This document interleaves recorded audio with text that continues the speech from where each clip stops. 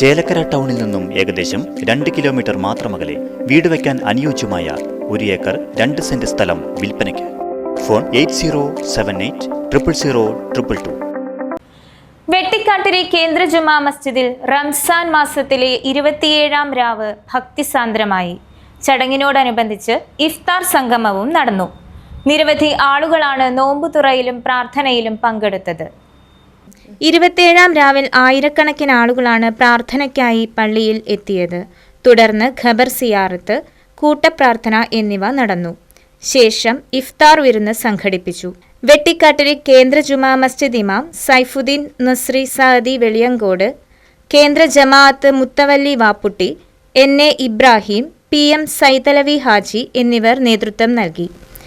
ധന്യമായ വിശുദ്ധമായ റമദാനിൻ്റെ അവസാന ഘട്ടത്തിലാണ് നാം ഉള്ളത്.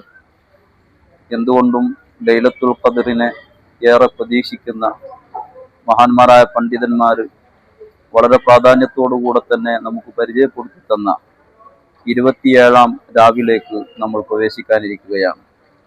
വെട്ടിക്കാട്ടിരി മഹലിനെ സംബന്ധിച്ചിടത്തോളം വളരെ ആവേശത്തോടുകൂടെ തന്നെ ഈ മഹൽ നിവാസികൾ 27ാം രാവിനെ ഇബാദത്തുകളെ കൊണ്ടും ഖബർ സിയാറത്തുകളെ കൊണ്ടും മറ്റ് ദിക്ർ ദുആ മജ്ലിസുകളെ കൊണ്ടൊക്കെ ധന്യമാക്കിക്കൊണ്ടിരിക്കുകയാണ്. അൽഹംദുലില്ലാ, ഇന്നത്തെ ദിവസം പണ്ഡിതന്മാർ ഓർമ്മപ്പെടുത്തിയതുപോലെ റമദാനിൻ്റെ അവസാനത്തെ 10 ഒറ്റയിട്ട രാവുകളിലാണ് ഏറ്റവും കൂടുതൽ ലൈലത്തുൽ ഖദറിനെ പ്രതീക്ഷിക്കപ്പെടേണ്ടത്.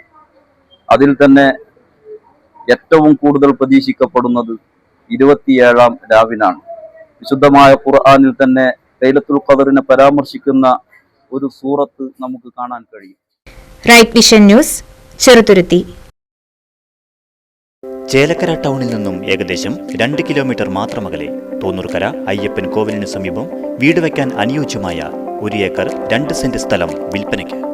സ്ഥലത്ത് തെങ്ങ്, കവുങ്ങ്, കുരുമുളക്, മറ്റു ഫലവൃക്ഷങ്ങൾ, കുഴൽക്കിണർ, കോൺക്രീറ്റ് റോഡ് തുടങ്ങിയ സൗകര്യങ്ങൾ.